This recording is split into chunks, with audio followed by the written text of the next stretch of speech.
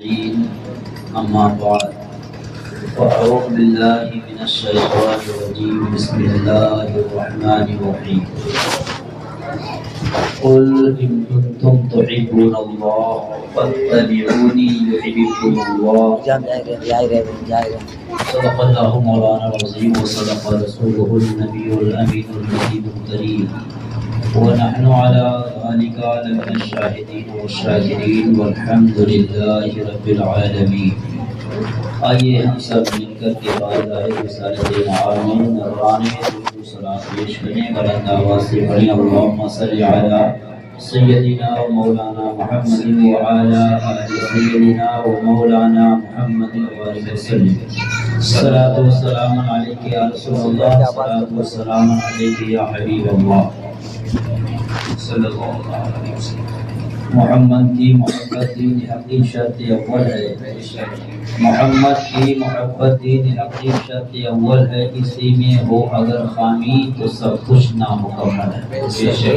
محمد کی غلامی ہے سنت آزاد ہونے کو، خدا کے دامن توحید میں آباد ہونے کو. محترم حضرات، اللہ تبارک و تعالی نے قرآن کریم فرقان حمید میں ارشاد فرمایا قل ان کنتم تحبون اللہ فاتبعونی یحببکم اللہ ویغفر لکم ذنوبکم واللہ غفور رحیم. یعنی اے میرے محبوب صلی اللہ علیہ وسلم، آپ فرما دیجئے اگر تم یہ چاہتے ہو کہ اللہ تعالیٰ تم سے محبت کرنے لگے تو میرے محبوب صلی اللہ علیہ وسلم کی اتباع فرما برداری کرو. اس کے بعد اللہ تعالیٰ تمہارے گناہوں کو معاف فرمائے گا، اور اللہ تبارک و تعالیٰ گناہوں کو معاف فرمانے والا اور بہت بڑا مہربان ہے. محترم حضرات، ہمارے آقا صلی اللہ تعالی علیہ وسلم نے جب مکہ شریف کی سرزمین پر اسلام کو پھیلانا چاہا اور لوگوں میں دین حق کی تبلیغ فرمائی تو قریش مکہ کعبے کے اندر مورتیوں کی پوجا کرتے تھے. ہمارے آقا صلی اللہ تعالی علیہ وسلم نے ان کو خداوند قدوس وحدہ لا شریک کے بارے میں بتایا اور قریش مکہ کو ان کے اس فعل سے منع فرمایا. تو وہ لوگ کہنے لگے کہ ہم ان کی جو عبادت کرتے ہیں، ان کی جو پرستش کرتے ہیں، وہ اس وجہ سے کرتے ہیں تاکہ خدا مجھ سے راضی ہو جائے. یعنی ان کو خدا کے بارگاہ میں ہم اس لیے پیش کرتے ہیں کہ ہماری سفارش یہ ہمارے معبود کریں گے تو ہمارا خدا ہم سے راضی ہو جائے گا. اس وقت اللہ تبارک و تعالی نے یہ آیت کریمہ نازل فرمائی قل ان کنتم تحبون اللہ فاتبعونی یحببکم اللہ، کہ اگر تم چاہتے ہو کہ خدا تم سے راضی ہو جائے، اگر تم یہ چاہتے ہو کہ اللہ تم سے محبت کرنے لگے تو سرکار کائنات صلی اللہ علیہ وسلم کے بتائے ہوئے راستے پر چلو، ان کی اتباع اور فرما برداری کرو، تو اس کے بعد خدا تم سے راضی ہوگا. ان کے طریقوں کو چھوڑ کر کے، ان کی بات کو نہ مان کر کے تم یہ سوچتے ہو کہ خدا راضی ہو جائے تو نہیں، ایسا ہرگز نہیں ہو سکتا. ہمارے نبی صلی اللہ علیہ وسلم کے بتائے ہوئے راستے پر چلو، اس کے بعد پھر اللہ تعالیٰ تمہارے گناہوں کو معاف فرمائے گا، اور اللہ تبارک و تعالیٰ گناہوں کو معاف فرمانے والا بہت بڑا مہربان ہے. تو سب سے پہلی چیز جو ہے وہ رسول کائنات صلی اللہ علیہ وسلم کی محبت ہے. اگر آقا کریم صلی اللہ علیہ وسلم کی محبت ہمارے دلوں میں نہیں تو ہماری ساری عبادات بیکار ہیں. محمد کی محبت دین حق کی شرط اول ہے، اسی میں ہو اگر خامی تو سب کچھ نامکمل ہے۔ آج جس سے پوچھو وہ یہ کہتا ہے کہ ہم حضور سے محبت کرتے ہیں۔ ہر انسان یہ نعرہ لگاتا ہے کہ ہم حضور سے محبت کرتے ہیں، مگر حقیقی معنوں میں جب اس کو تولا جائے الفت مصطفیٰ صلی اللہ علیہ وسلم سے تو اس کے دل میں محبت نہ کے برابر، جبکہ اللہ تبارک و تعالی نے قرآن کریم فرقان حمید میں دوسری جگہ ارشاد فرمایا قل ان کان آباؤکم وابناؤکم واخوانکم وازواجکم وعشیرتکم واموال اقترفتموها، پوری آیت مقدسہ ہے۔ اللہ تبارک و تعالی ارشاد فرماتا ہے کہ اے محبوب لوگوں سے فرما دو کہ اگر تمہارے دل میں سرکار کی محبت سے زیادہ تمہاری اولاد کی محبت، تمہاری بیٹیوں کی محبت، تمہاری بیویوں کی محبت، تمہارے رشتہ دار عزیزوں کی محبت، اور وہ تمہارے مال جو اللہ تعالیٰ نے عطا فرمائے ہیں تم کو اور جو ایک دن فنا ہو جائیں گے ان کی محبت تمہارے دلوں کے اندر اگر زیادہ ہے تو قریب تیار رہو اللہ تبارک و تعالیٰ کی طرف سے کہ اللہ تبارک و تعالیٰ فاسقوں کو ہدایت نہیں دیتا ہے۔ تو پروردگار عالم نے ارشاد فرمایا کہ ہر چیز سے زیادہ ہمارے نبی صلی اللہ علیہ وسلم کی محبت ہونا چاہیے۔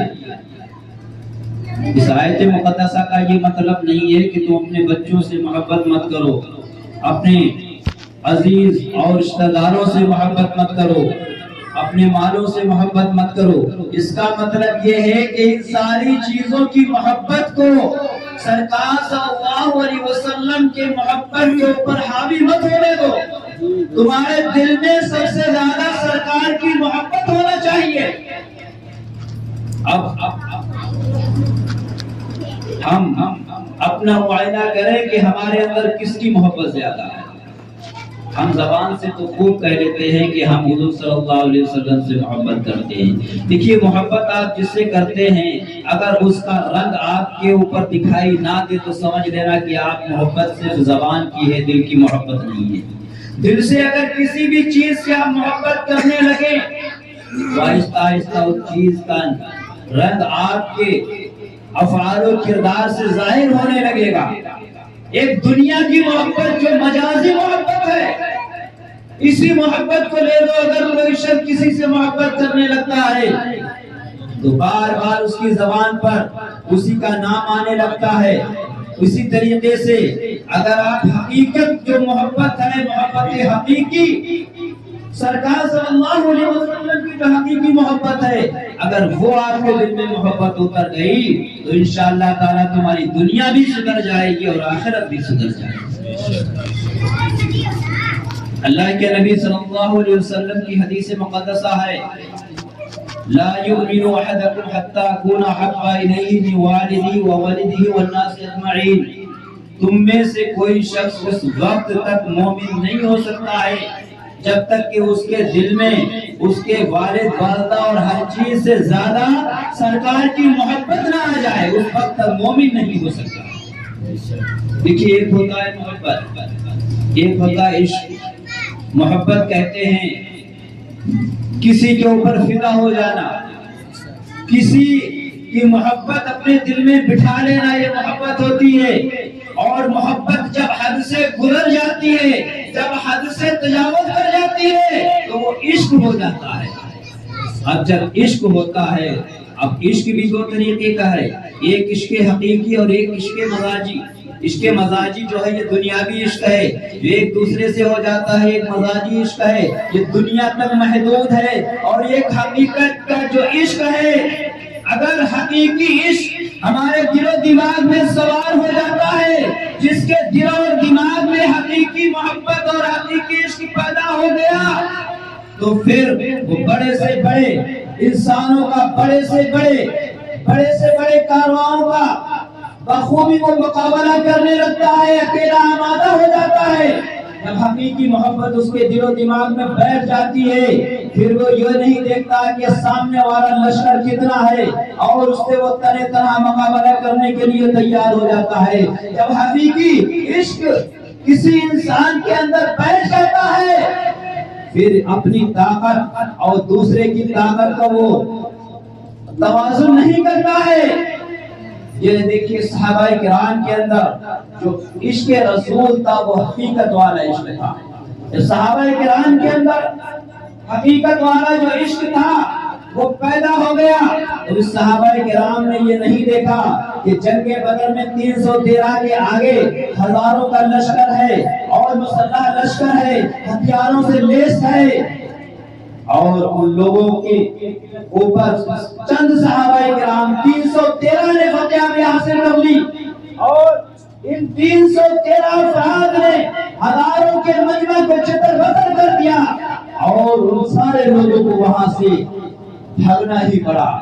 جب کسی کے اندر حقیقت والا عشق سوار ہو جاتا ہے، اللہ اس کے نبی کی محبت حقیقی معنوں میں اتر جاتی ہے، پھر وہ یہ نہیں دیکھتا ہے حضرت شہدائے کربلا کی طرح کہ ہم کمزور ہیں، کم ہیں، نہتے ہیں، سامنے والے یزیدیوں کا لشکر کتنا بھی بڑا ہو، ان کے سامنے سینہ تان کر کے کھڑا ہو جاتا ہے اور بخوبی ان کا مقابلہ کرتا ہے۔ محترم حضرات، اگر ہمارے دل میں بھی حقیقت والا عشق آ گیا، اور دیکھیے جو مجازی عشق ہے وہ دنیا تک محدود ہے، جو حقیقی عشق ہے اس کے ذریعہ سے آپ دنیا بھی کامیاب ہو جائیں گے اور آخرت بھی انشاءاللہ تعالی کامیابی آپ کے قدم چومیں گے۔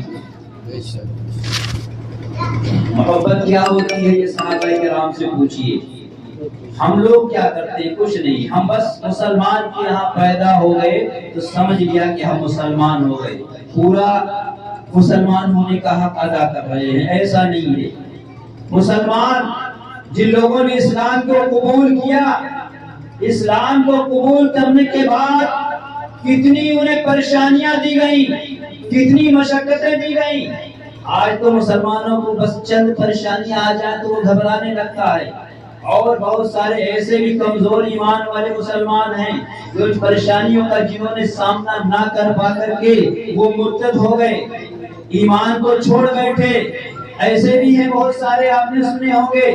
محترم حضرات، دیکھیے صحابہ کرام کی زندگی کو اپنا نمونہ عمل بنا لیجئے کہ صحابہ کرام کی زندگی کیا زندگی تھی، کہ صحابہ کرام کا کیا معمول تھا، کہ صحابہ کرام آقا کریم صلی اللہ علیہ وسلم کے ایک ایک فرمان کے اوپر عمل کرنے کے لیے تیار رہا کرتے تھے، اور اپنی جانوں کو آپ کے حکم کے اوپر نشاور کر دیا کرتے تھے۔ حضرت خالد بن ولید رضی اللہ تعالیٰ عنہ کو لے لیجئے، صحابہ کرام کا عشق کیسا تھا میں آپ کو بتاتا چلوں۔ حضرت خالد بن ولید رضی اللہ تعالیٰ عنہ جنہوں نے بڑی بڑی جنگوں کو فتح کیا، جو بہت بڑے جنگجو تھے حضرت خالد بن ولید رضی اللہ تعالیٰ عنہ، جب جنگ یرموک کا معاملہ ہوا، جنگ لڑنے کے لیے جب آپ جنگ یرموک میں گئے، دشمنوں کی فوجیں سامنے کھڑی ہوئی ہیں، حضرت خالد بن ولید رحمۃ اللہ علیہ ان دشمنوں سے مقابلہ کر رہے ہیں۔ این جنگ کے حالت میں آپ کے سر مبارک سے آپ کی ٹوپی گر جاتی ہے، تو ساری جنگ کو چھوڑ کر کے حضرت خالد بن ولید رضی اللہ تعالیٰ عنہ اپنی ٹوپی کو تلاش کرنے لگتے ہیں۔ دشمن دیکھتے ہیں اور سوچنے لگتے ہیں کہ خالد بن ولید بہت بڑے شہسوار ہیں، اپنے آپ کو بہت بڑا جنگجو سمجھ رہے ہیں، مگر یہ دیکھیے دشمنوں کے مد مقابل ہیں، دشمنوں کے درمیان پھنسے ہوئے ہیں، اور اس وقت انہیں اپنی ٹوپی کا خیال آ رہا ہے۔ انہیں یہ فکر نہیں ہے کہ دشمنوں کی تلواریں ان کے اوپر چل جائیں گی، ان کے سر کو ان کے تن سے جدا کر دے گی، مگر یہ سب کچھ بھول کر کے یہ ٹوپی تلاش کرنے میں لگے ہوئے ہیں۔ آخرکار خالد بن ولید رضی اللہ تعالیٰ عنہ اپنی ٹوپی کو اٹھاتے ہیں، سر مبارک کے اوپر رکھتے ہیں، پھر دشمنوں کے ساتھ مقابلہ کرتے ہیں اور دشمنوں کو فنار کیا اور جنگ کو جیت لیا۔ اس کے بعد آپ کے جو مصاحب تھے، آپ کے جو ساتھی تھے، آپ کے جو سپاہی تھے، وہ پوچھتے ہیں کہ حضور اس ٹوپی میں ایسی کون سی خاص خوبی تھی کہ آپ جنگ کے عالم میں دشمنوں کو بھول کر کے، دشمنوں کی تلواروں کو نظر انداز کر کے آپ اپنی ٹوپی کو تلاش کرنے میں لگے ہوئے تھے؟ تو حضرت خالد بن ولید رضی اللہ تعالیٰ عنہ ارشاد فرماتے ہیں، اے میرے سپاہیوں سنو، اس ٹوپی میں کیا معاملہ تھا؟ خاص وجہ اس ٹوپی کی یہ تھی کہ ہمارے آقا صلی اللہ علیہ وسلم اپنے سر مبارک کے بالوں کو اتروا رہے تھے۔ صحابہ کرام کا یہ معمول تھا کہ صحابہ کرام آ جاتے تھے آقا کریم صلی اللہ علیہ وسلم کے بالوں کو بطور آقا کریم صلی اللہ علیہ وسلم کے بالوں کو بطور تحفہ لے لیا کرتے تھے۔ حضرت خالد بن ولید رضی اللہ تعالیٰ عنہ ارشاد فرماتے ہیں کہ میرے سپاہیوں، خالد نے جتنی بھی جنگیں جیتی ہیں یہ اپنی طاقت کی وجہ سے نہیں جیتی ہیں، صرف یہ اس وجہ سے جیتی ہیں، اس میری ٹوپی میں ہمارے آقا صلی اللہ علیہ وسلم کا منہ مبارک ہے، بال سلا ہوا ہے، اسی آپ کے بال کی برکت سے خالد نے اتنی جنگیں جیت لی۔ نعرہ تکبیر، نعرہ رسالت، مسلک اعلیٰ حضرت، علماء اہل سنت، مولانا کلیارہ، نعرہ تکبیر، نعرہ رسالت۔ سب سے زیادہ محبت ہمیں کس سے ہونا چاہیے؟ ہمارے آقا صلی اللہ علیہ وسلم سے سب سے زیادہ محبت ہونا چاہیے۔ باقی دنیا کی کسی بھی محبت کو آقا کریم صلی اللہ علیہ وسلم کی محبت کو فوقیت نہیں دینا چاہیے۔ محبت اگر پوچھنا ہے تو صحابہ کرام سے پوچھئے، آقا کریم صلی اللہ علیہ وسلم کے ایک ایک فرمان پر اپنی جانوں کو نشاور کرنے کے لیے تیار رہتے تھے۔ پیارے آقا صلی اللہ علیہ وسلم جب جنگ کے لیے اعلان فرماتے تھے تو صحابہ کرام اپنے اپنے گھروں سے جیسے ہوتے تھے اسی طریقے سے آپ دوڑتے ہوئے چلے آیا کرتے تھے۔ یہاں تک کہ چھوٹے چھوٹے بچے جو جنگ میں جانے کے لائق نہیں تھے، پیارے آقا صلی اللہ علیہ وسلم کی بارگاہ میں آتے تھے اور پنجوں کے بل کھڑے ہوتے تھے اپنی لمبائی بڑھانے کے لیے، تاکہ ہمارے آقا کو ہم لمبے لگیں اور جنگ پر جانے کی ہمیں بھی اجازت دیں۔ آج اور ماں باپ ہے کہ اپنے بچوں کو اب جنگ پہ جانا، جنگ پہ جانے کے بعد یہی کنفرم نہیں ہوتا ہے کہ بچہ واپس بھی آئے گا یا نہیں۔ جنگ پر جانے کے بعد یہ نہیں ہو سکتا ہے کہ وہاں سے صحیح سلامت آ جائے گا، ہو سکتا ہے جامع شہادت نوش بھی کر کے آئے، مگر قربان جائیے ان ماؤں کے اوپر، ان صحابیات کے اوپر جو آقا کریم صلی اللہ علیہ وسلم کے ایک ایک حکم پر اپنے چھوٹے چھوٹے بچوں کو جانوں کو قربان کرنے کے لیے بھیج دیا کرتی تھی۔ ذرا واقعہ وہ اپنی نظروں کے سامنے لائیے۔ حضرت حنظلہ رضی اللہ تعالیٰ عنہ، ابھی آج کی شادی والا دن ہے، شب زفاف منا رہے ہیں۔ حضرت حنظلہ رضی اللہ تعالیٰ عنہ کی شادی کا پہلا دن ہے۔ حضرت حنظلہ رضی اللہ تعالیٰ عنہ اپنی بیگم صاحبہ کے بعد استراحت فرما رہے ہیں، ادھر آقا کریم صلی اللہ علیہ وسلم نے جنگ کا اعلان فرما دیا۔ حضرت حنظلہ رضی اللہ تعالیٰ عنہ جس حالت میں تھے، اپنی نئی نوالی دلہن کو چھوڑ کر کے اسی حالت میں آقا کریم صلی اللہ علیہ وسلم کے فرمان کو سن کر کے تشریف لے آئے اور جنگ میں گئے، اور اس جنگ میں حضرت حنظلہ رضی اللہ تعالیٰ عنہ نے جامع شہادت نوش فرما دی۔ آج کی کون ایسی نئی دلہن ہے جو اپنے پہلے ہی دن شوہر کو چھوڑ دے گی اور جنگ پر جانے کی اجازت دے گی؟ ایمان مضبوط تھا، جن کے گھر تو کچے تھے مگر ان کے ایمان پختہ ہوا کرتے تھے۔ آج ہماری عمارتیں پکی ہو رہی ہیں مگر ہمارے ایمان جو ہے وہ کمزور نظر آ رہے ہیں۔ حضرت بلال حبشی رضی اللہ تعالیٰ عنہ کی محبت کو اپنی نظروں کے سامنے لائیے۔ حضرت بلال حبشی رضی اللہ تعالیٰ عنہ جو بنی امیہ کے غلام تھے، جو کافر تھا، جب اس کو پتہ چلتا ہے حضرت بلال ایمان لے آئے ہیں تو بنی امیہ حضرت بلال رضی اللہ تعالیٰ عنہ کو بہت زیادہ ظلم کی حقوق کرتا ہے، بہت زیادہ پریشان کرتا ہے، مارتا ہے، یہاں تک کہ حضرت بلال رضی اللہ تعالیٰ عنہ لہو لہاب ہو جاتے ہیں۔ نوکیلے پتھروں کے اوپر حضرت بلال رضی اللہ تعالیٰ عنہ کو گھسیٹا جاتا ہے۔ بچے حضرت بلال کے پیروں میں رسیاں ڈال کر کے ان نوکیلے پتھروں کو اوپر گھسیٹتے ہیں، اور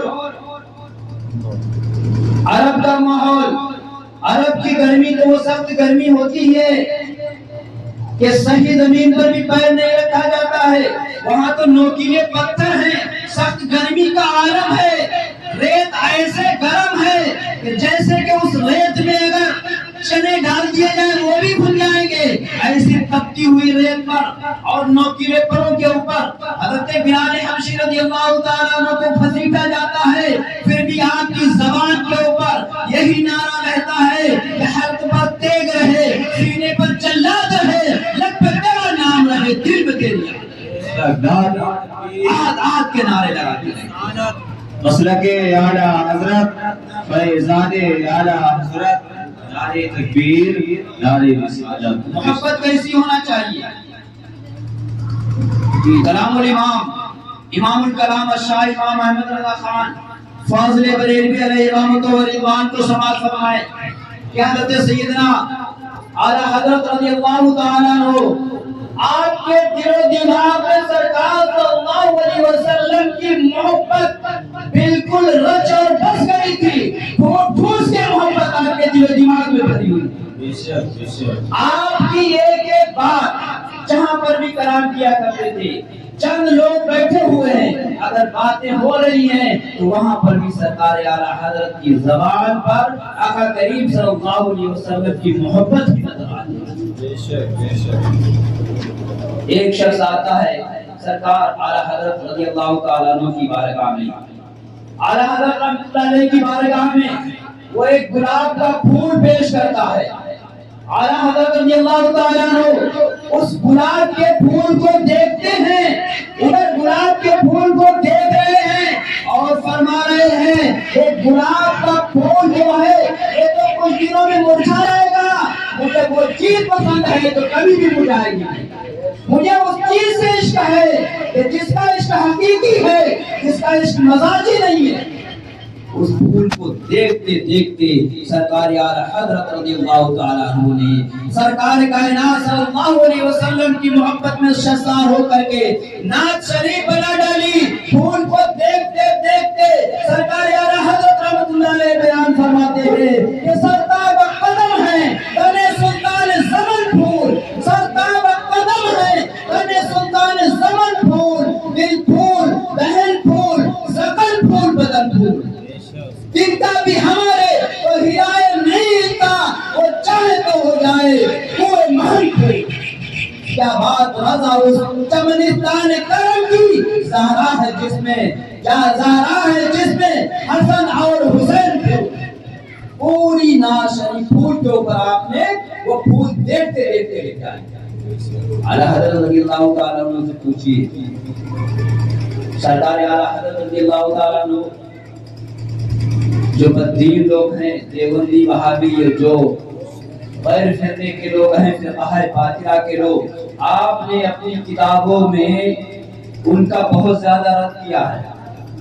آپ کے ہمنشین لوگ، آپ کے پاس اٹھنے بیٹھنے والے لوگ سرکار اعلیٰ حضرت سے کہتے تھے کہ حضور آپ اتنا برا بھلا کیوں ان لوگوں کو کہتے ہیں، یہ آپ کی برائی پر آمادہ ہو گئے ہیں۔ آج بھی دیکھیے اعلیٰ حضرت کے نام سے بد مذہب لوگ کتنے گھبرا جاتے ہیں، کسی سے اتنا نہیں گھبراتے ہیں، اگر اعلیٰ حضرت کا نام لے دیا جائے تو سب کے سب گھبرا جاتے ہیں، ان کی ہوائیاں اڑ جاتی ہیں۔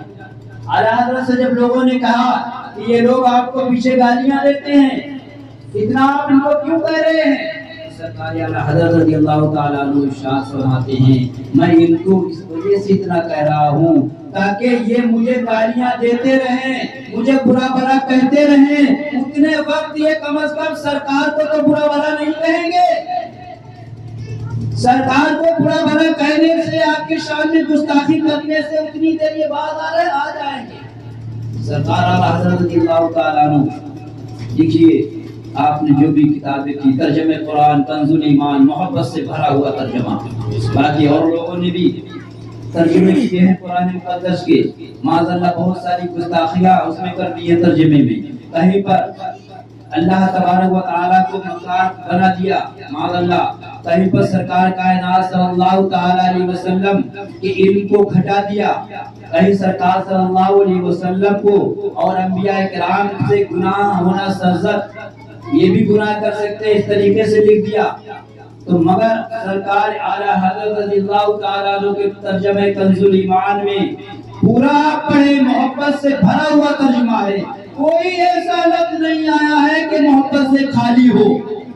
یہی علامت ہے اہل ایمان کی، یہی علامت ہے سرکار صلی اللہ علیہ وسلم کے سچے وفادار امتی کی، جو جس سے محبت کرتا ہے اس کی زبان پر اسی کے ترانے رہا کرتے ہیں۔